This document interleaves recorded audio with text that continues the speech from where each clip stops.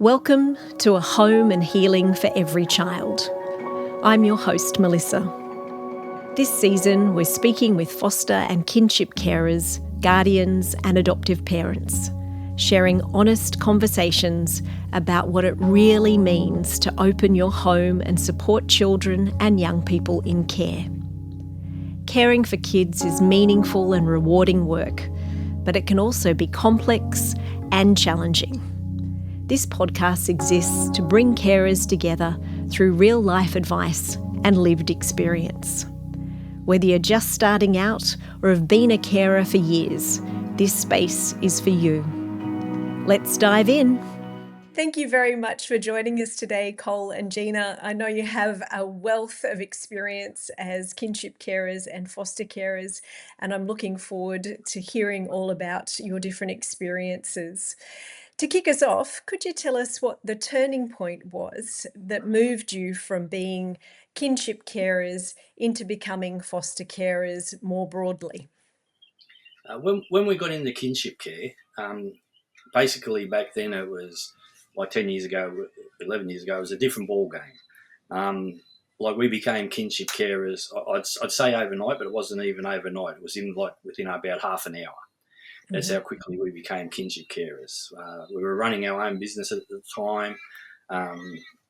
Basically, everything changed.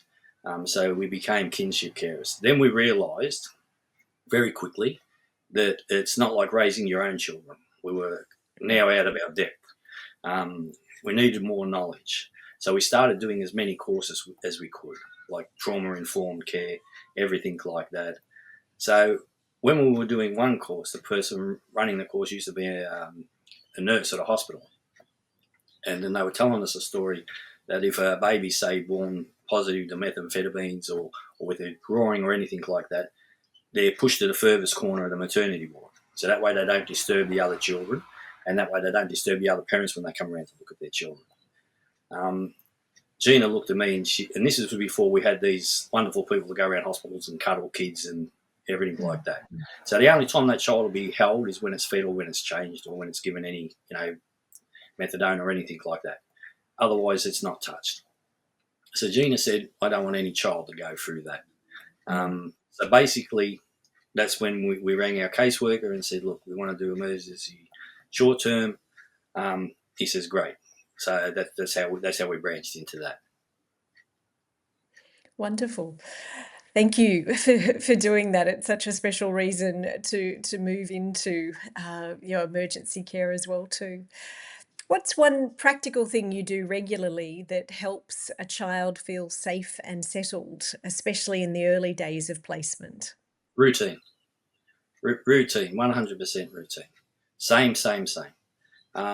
Whether it's a baby, whether it's a toddler, whether it's older, basically they thrive on routine, knowing what's coming, not surprises, sleep times at the normal time, everything, eating at the normal time, because once they get into that routine, we find they settle very, very quickly.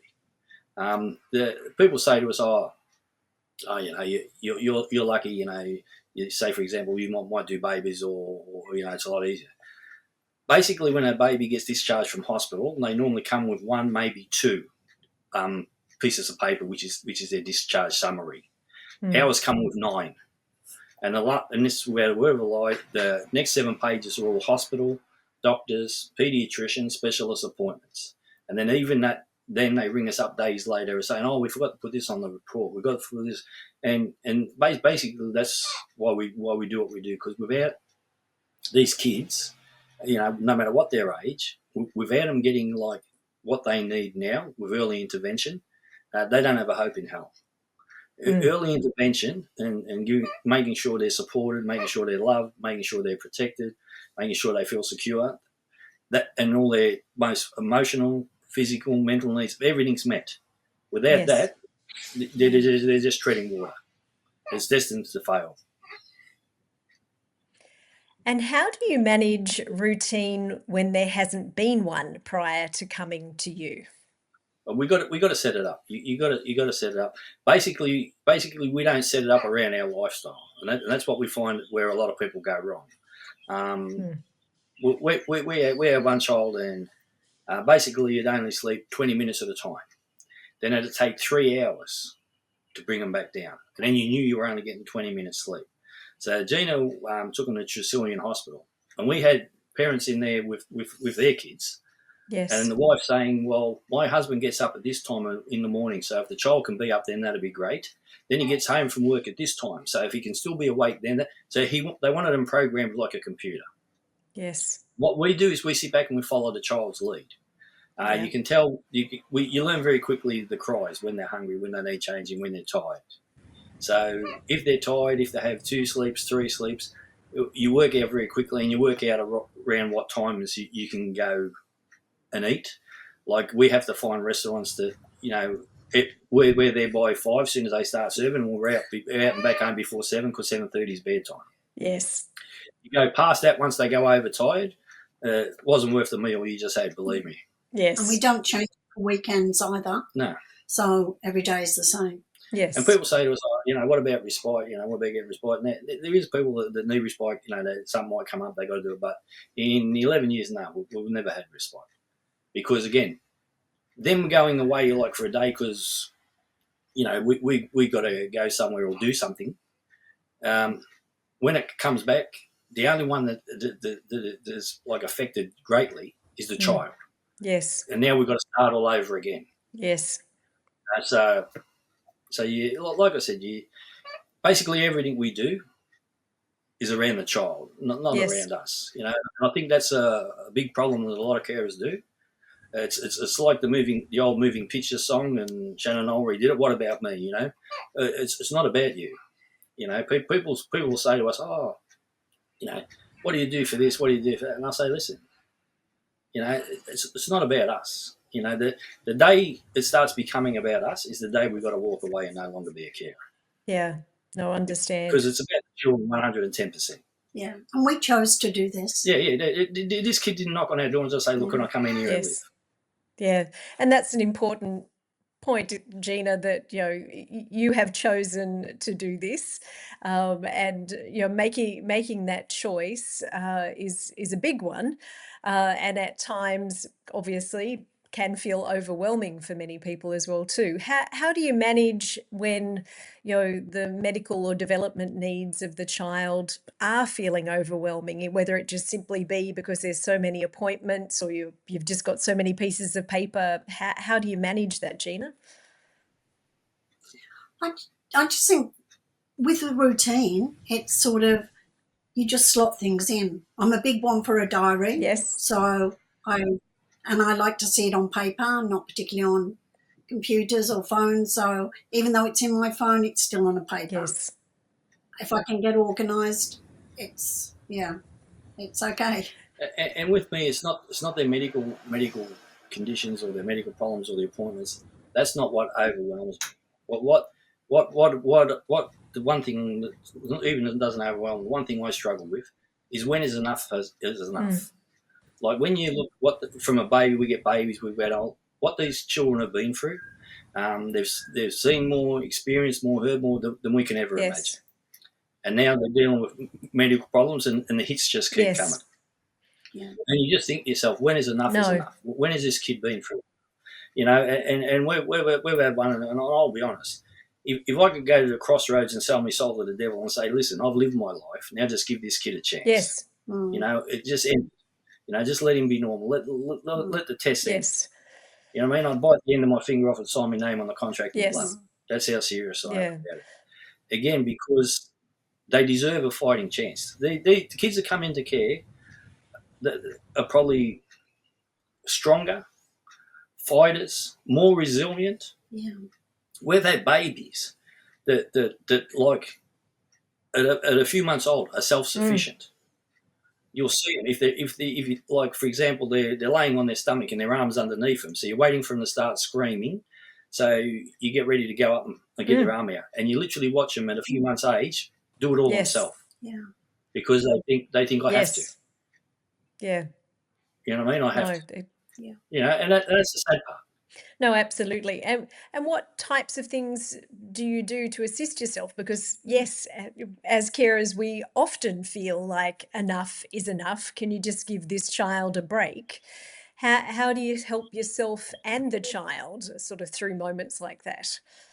Basically the way we do it is making sure everything they need is Yes. met, making sure they've got the best doctors at the hospitals, making sure all their appointments are up to date.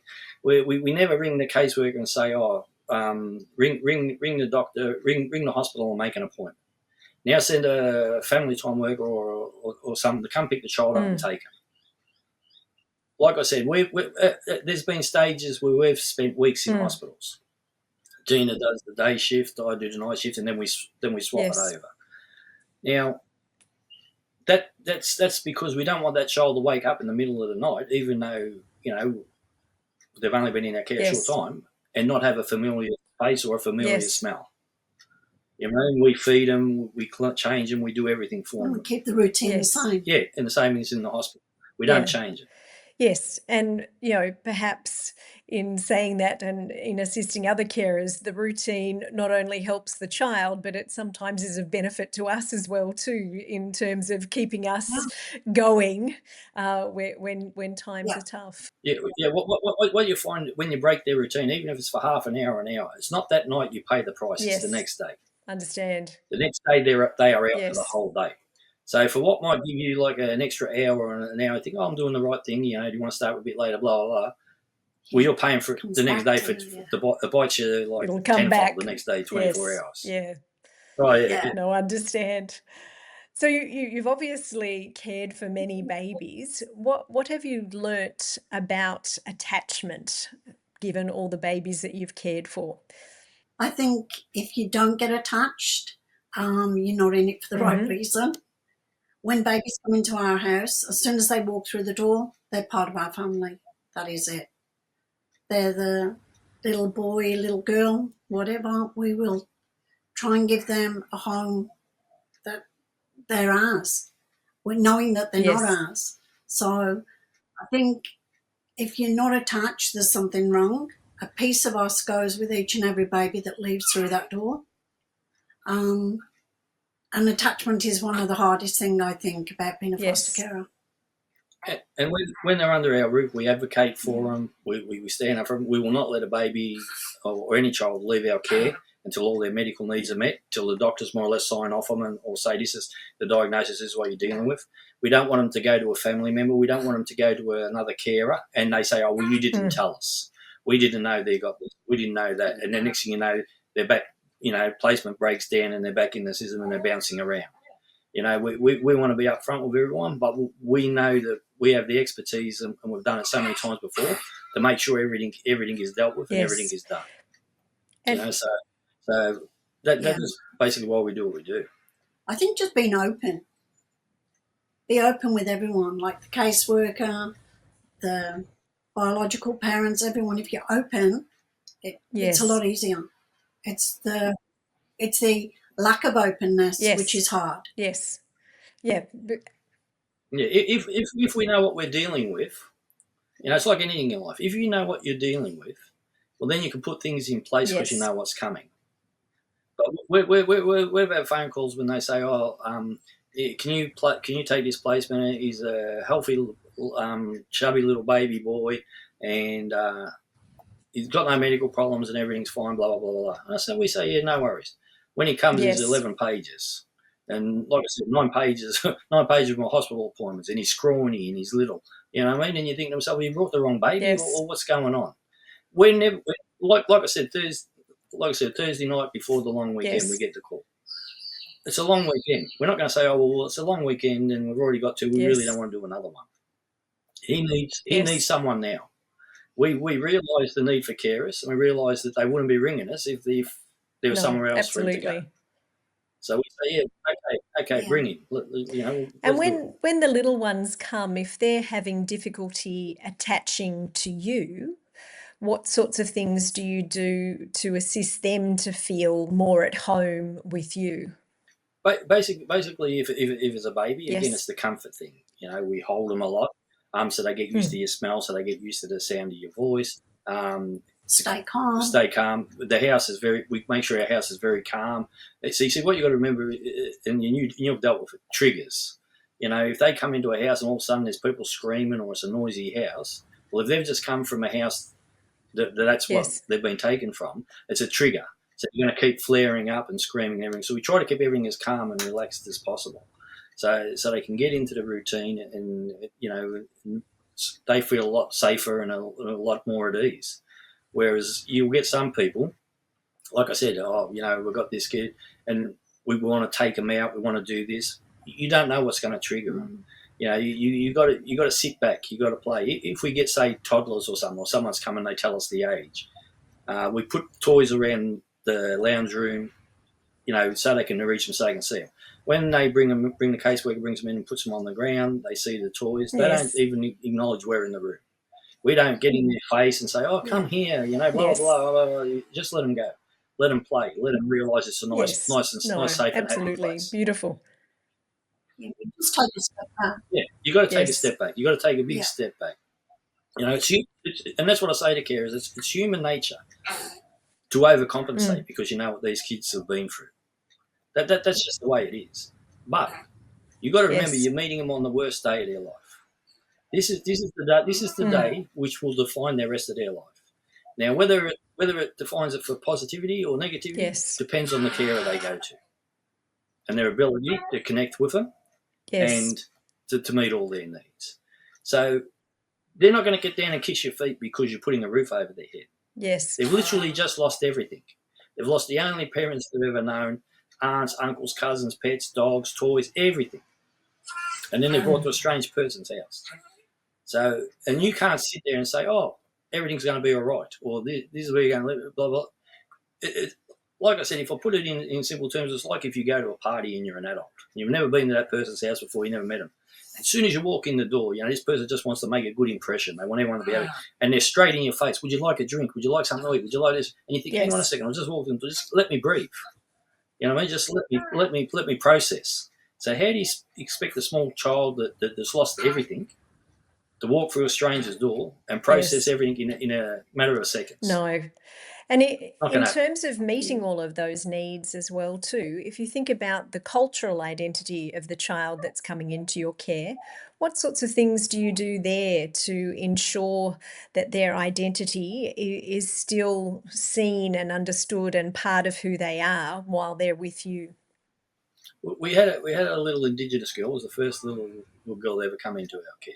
What we can do is, no matter what their culture is, when anyone comes into this house, above everything else, their culture is protected. When we had the little girl, we had no idea. First thing Gina did is she contacted a local Indigenous daycare around the corner. And they have like a community thing there and everything like that. She said, "Look, we've just had we want to protect a connection to culture and country. We don't really know what we're doing." They said, "Bring her around." So then Gina started taking her to mums and bubs. Then they invited us to take her to baby welcome, where she was welcomed by the elders to culture and country through the smoking ceremony and everything. Since then, we've done like another couple that we've had there. We had a little Chinese skirt baby. We took her to Chinese New Year. We dressed her all in red. Again, we place things around the house. If it's Indigenous, we place photos of their totems. Try and take as many photos as we can, so that even mom and dad can sort of see, well, the culture's still there. They're still being protected. Yeah, awesome. Baby can look back on that. You got little yarns on ABC Kids. You got the Indigenous lullabies at the end of the night. That's the last thing they hear before they go to bed. So basically, never shy away from a culture. Yes. Never shy away and think, "I've got no idea," because we live in a digital world. You know what I mean? Right. You just Google it. There's community groups everywhere, and when the people know you're coming at it, you're coming at it from the right place. Yes. You're coming at it because you want to protect this person's, connection to culture. You don't want to think, "Oh, well, I don't really know about it, so I'm not going to worry about it." We did a handover once, and we had a little girl was coming into our care, and then we said, we asked the question. We always ask the question, what culture, are they, what religion. there's parents thing, blah, blah, blah. The response on the other end of the phone, the person said to me, "Oh, they're only a baby." I said, listen, you've been doing this a lot longer than I've been doing it. I said, I've been doing this 11 years. I said, so what age does your culture kick in? I said, what age do you start protecting it? And then the phone just went quiet. And I said, yeah, I know what you mean. We'll find out for you. Absolutely. No, yeah. And like I said, when they come into your care, they've lost absolutely everything. Yes. The only thing they've got left is their culture. Yes. That's embedded in them. That's in their DNA. That's a part of them. And when we've had and you might think, oh, well, that's stupid. How's that? But when we've had Indigenous babies or Indigenous children, when you take them outside and they feel the grass in their feet, or they touch it with their hands, or they touch leaves, or you put them in a swimming pool and you see them just running their hand through the water, they're at peace. Mm-hmm. That calms them more than anything else you could do. And you realise then the connection that they do have with country and with nature. You know what I mean? And that comes from years and years. Thousands of years of ancestors' blood and everything running through their veins. So it is embedded in it. Yeah, such an important thing to respect, and obviously is a great connecting point then when you're speaking with or seeing the birth family as well too, that they can see that you're respecting that as well. Yeah. As you said, Gina, taking lots of photos and so forth. I imagine that brings comfort to the birth families when you're able to share those sorts of things. Could you tell us about how you share things with birth family? We mainly, it's always through the caseworkers. So we just send the caseworkers as many photos as we can. We know it's going to be hard for the biological parents, so the photos a lot of times are the only connectivity they have. Yes. Yeah. Yeah, it keeps them tethered to the child. Yeah. You know what I mean? They can see their progress. They can see them at baby welcome. They can see them with the elders. They can see we're looking after them. They can see them in a park. Running free. They can see that they're happy. Yes, and that puts their mind at ease. There's nothing else, they're happy. And being well cared for as well, no doubt. Yes. Yeah. Hey Fern, do you remember what that support service that offers training, resources and support for carers is called? You mean Carers for Kids New South Wales? Yes, that's the one. And it's all free, right? All free, all confidential, so you can access support whenever you need it.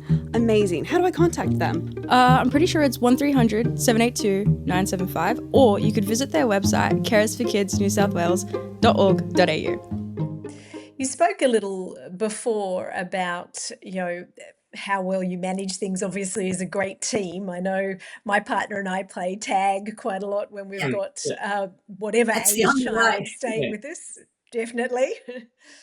So that's obviously the number one way of emotionally managing, the very vulnerable infants that you have with you. Are there any other tips that you would share with people that might be interested in being carers for vulnerable infants? So it's basically, again, it's taking a step back and taking the child's lead, whether it's a baby, whether it's a toddler, whether it's an older child, taking their lead. You learn very quickly how to read children and how to read everything like that. So, for example, we're on the emergency hotline as well. So we've had phone calls at 2 a.m. in the morning. Child's been taken in their care, blah, blah, can we help them out? Next thing you know, you have two strangers standing at your front door with a 3 and a 4-year-old. And these two girls are looking up at you and you think to yourself, and in my lifetime, there's one emotion I've learned, because I've had a history in like martial arts, boxing, everything like that. That one emotion I've learned to read in people's eyes is fear. But when you see it in a small child's eyes, it burns through to your soul. Yes. It stays with you. It stays with you forever. And even now, like another great thing about iPhones, when they send the message memories up, and the photo flashes up of one of these children, the first thing I think of is not the happy times. I think of that time when they're staring at me with them big eyes. Now, we realised then that these two girls were more standoffish and they just kept looking at me out of the corner of the eye. So we realised that there was a problem then with males. So then I spent like a couple of weeks sleeping on the couch, and Gina put both of them in bed with her. So again, so they feel secure, so they feel safe until they were ready to, play games and do everything like that. And I used to wrap them. Yeah. I used to wrap them up and tell them they were a mermaid. Mm. So I'd wrap the blanket quickly all around them and like feather the bottom of them. And then I used to say to them, now you're nice and safe and tight. Mm. And then they'd go to sleep. Yeah. And so they just needed to know no one was going to touch them, no one was going to hurt them, they were fine. So whereas if I just tried to overcompensate and kept getting in their face and kept pushing on, it would never have ended up like that. And then they slowly came around. Yeah, they slowly come around. They slowly come around. But again, it takes time. Yes. You know what I mean? No one's going to walk through your door and you're just going to build an instant connection with them and it's like, oh, yeah, let's do this. Yes. You know, it's just the way it is. Yeah. But they've just been through something. Yeah. No, definitely. And in terms of support for foster carers and kinship carers, what sort of support do you think makes the biggest difference? Oh, the courses. The courses are immense. We always recommend face-to-face if you can do face-to-face, because then once you've got the experience of the person running the course that you can ask questions of, but also you've got the other carers in the room. Yes. That might have already dealt with this, or you can use as a sounding board, or, well, I did this, or I tried this. Yes. Now, when you do a course, like I said, not everything's going to work. Our thing is, if you can take one thing out of a course that works, that's a great course. Yes. But it's trial and error. You got to, and without doing, knowledge is power. No matter what it's got to do with. And with these kids, if you can see something, a trigger or something that's coming, and you can put something in place to like preempt it, it's a lot better than all of a sudden bang. They go to bed one night and it's like Dr. Jekyll and Mr. Hyde. They wake up next morning and something's going on and you've got no idea what you're dealing with. Yes. And we also have been fortunate enough to have supportive caseworkers. Yeah. So that's been a big help too. We've been blessed that we've had one of the long-term placements. We've had the same caseworker or manager for over 10 years. Fantastic. Been with him ever since come into our care. Yeah. Yes. Now, the best thing about it is they're on the same page. Mm-hmm. They've got each other's backs. They stand by each other. Yes. Now, and their top priority above everything else is the child, and I wouldn't have it any other way. Mm. I don't want them to say, oh, well, let's make you the top priority. I shouldn't be the top priority. Gina shouldn't be the top priority. No carer should be the top priority. Yeah. You're a carer. You took this thing to care for a child. You chose it. Yeah. Yes. You didn't get it. And like I said, if you think your ceiling's going to open up and balloons and streamers are going to fall in and someone's coming to your door with champagne and bouquet of flowers and chocolates because you're a carer, it's not going to happen. Mm. It's not going to happen. And being a carer, being a caseworker manager, being the minister, being the DCJ secretary, being anything to do family time work. with family time, being anything to do with looking after children, it is a thankless job. But you don't do it for that. You don't do it for the praise, and you don't do it for things. People say to us, "Oh, we don't know how you do what you do. We couldn't do what you do." Anyone could do what we do, but there is certain people that just can't do it, or there's some people that can do it. But we do it because it's the right thing to do. And that's it. Yes. And that's the Australian way. The Australian way is we look after the needy. We look after the less fortunate. We look after the vulnerable. And when it comes to a vulnerable, needy child, the Australian way is we crawl over broken glass and run through a brick wall, whatever we have to do to protect them and keep them safe. Yes. And that's the way it is. That's the way life is, or that's the way life should be. You've spoken. We've had a lot of. Sorry, go ahead. Yeah, sorry. We've had a lot of politicians and we've had a lot of people in the media say to us, "Oh, we couldn't do what you do." I say, this might shock you. I don't expect you to do what I do. I don't ask you to do what I do. But what I do ask and I do expect is you've got the power, you've got the voice. Mm. Every time you get the opportunity to shine a light on, there's vulnerable children in Australia that are in hotels, in shared housing, have no one to look after them. Babies coming into care in the middle of the night without a roof over their head. You take that opportunity to shine the light on it. use you know, and that's the way it is. Like they just want to sweep it under the carpet. They don't want to say, well, look, we need more carers, and these are the reasons why. Because there's kids out there. Now, we watch the news and we see kids in Ukraine and we see kids in war and we see everything. They've got no family, got no food, got no... We've got this in Australia. Yes. But no one wants to think, oh, come on, we're the lucky country. You think these kids in hotels feel lucky? Oh, the kids are the future of this country. Do you think they feel like the future of the country? Yes. They don't even think they've got a future. Yes. Yes. Yeah. And I mean, there you painting, you know, a great picture of the reality. Gina, if somebody was asking you about becoming a foster carer, what do you think's the most important reality that they need to understand before they put their hand up for that first lot of training? That they can be open, that they can accept different nationalities, different genders. I think as long as you've got room in your heart for them, I think you can do anything. I think when you think you're pushed to the limit, you can push further. Yes. I think becoming a foster carer is probably the best thing I've ever done in my life. If I could see anything different, I would have become a foster carer earlier. And if you decide you want to be a carer, if you're doing it to fill a void in your life, or you think you're a good Samaritan, or you're giving back, it's not for you. It's got not, like I said, and I can't say it enough. This will be the hardest thing you've ever done in your life, but it'll be the most rewarding thing you've ever done in your life. But you're doing it for the child. You are a carer. You are there to care for the children in your care. Nothing more, nothing less. You're not there to change the system. You're not there to change the world. Like, you're there to hopefully, in some small way, change a child's life. And if I could give any carers advice that are becoming carers or even carers that are out there, don't focus on the negativity and don't make it about yourself. Focus on the positivity. And the reason I say that, because too many people want to tell you about their bad stories. Oh, this happened to me, or this happened to such and such, or this happened to this child. Now, in 11 years, has things happened to us where we've had to advocate for children where we don't agree with things? Yes, 100%. But we dealt with it how you got to deal with it. We don't go on social media. We don't post things. We don't, because this is the way I look at it.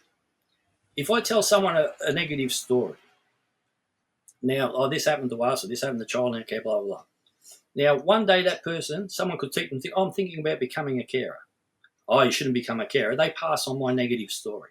Yes. Now, that stops that person becoming a carer. Absolutely. But most importantly, it stops that person who could have been the best carer in the history of carers putting a roof over a vulnerable child's head that could have had the best placement, that could have seen him go on to be something special. Yes. So too many people want to make it a bit...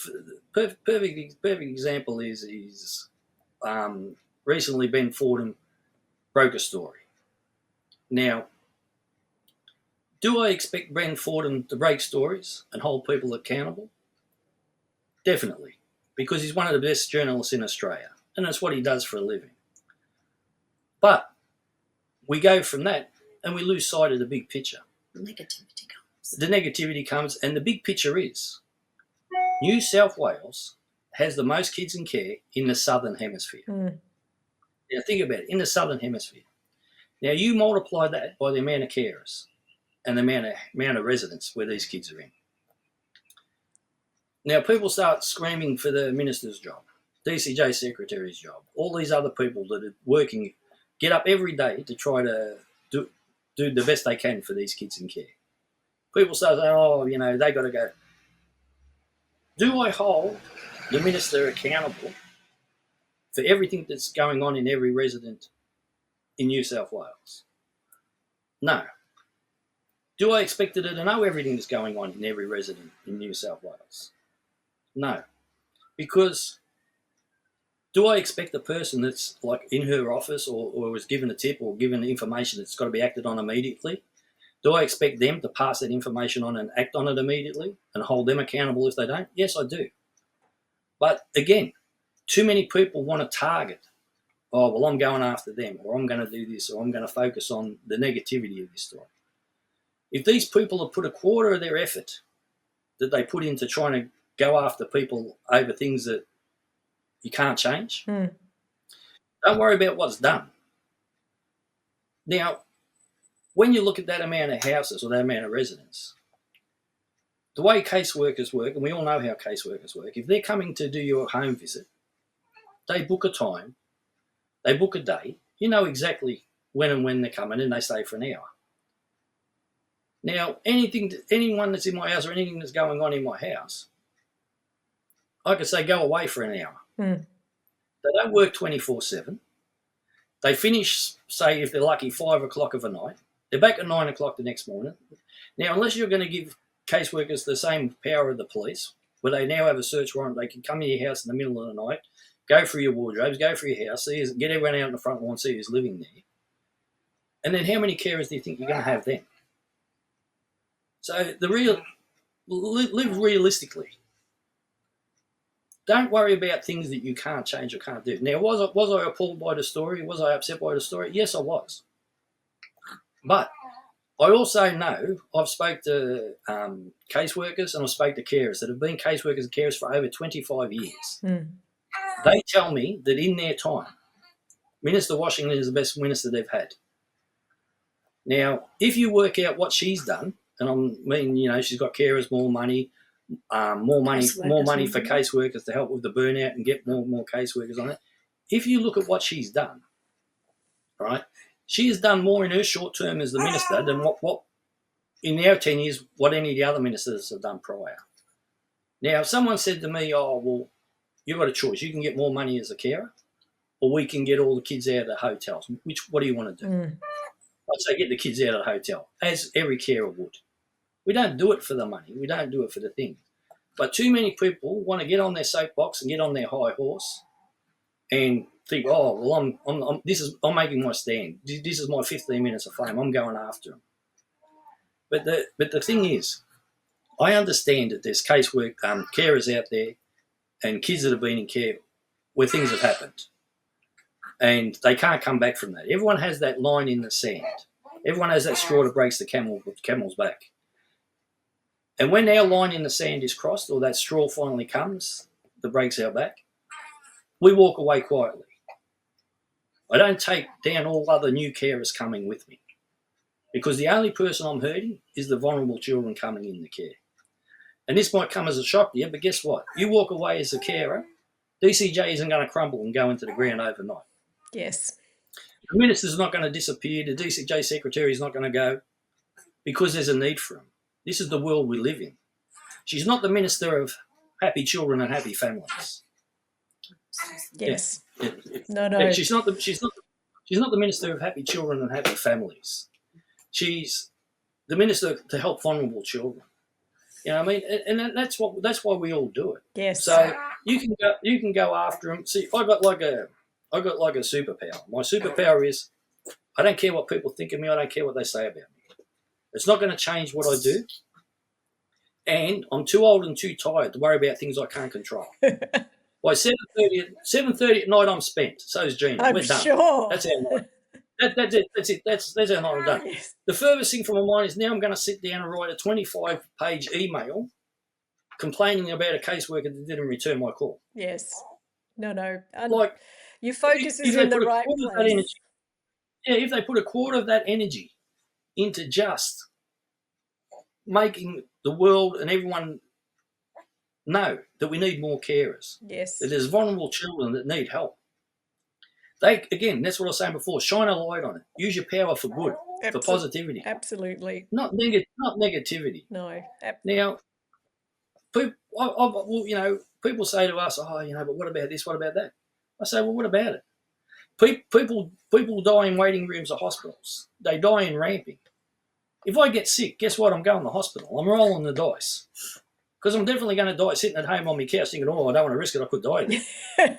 You know what I mean? And you get people thinking, and then people think, I say that happens to me.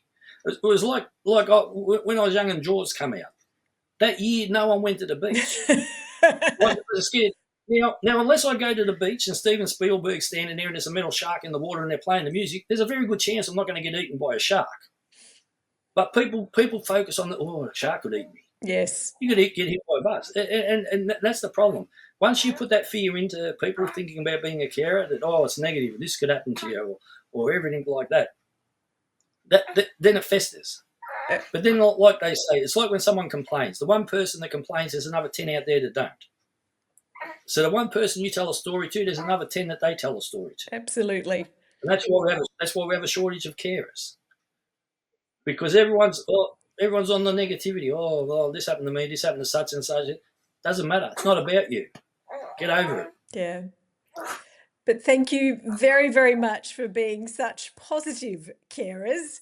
I completely and utterly understand the eating at 5 p.m. and needing to go to bed by 7:30 p.m. and who's got time for anything else.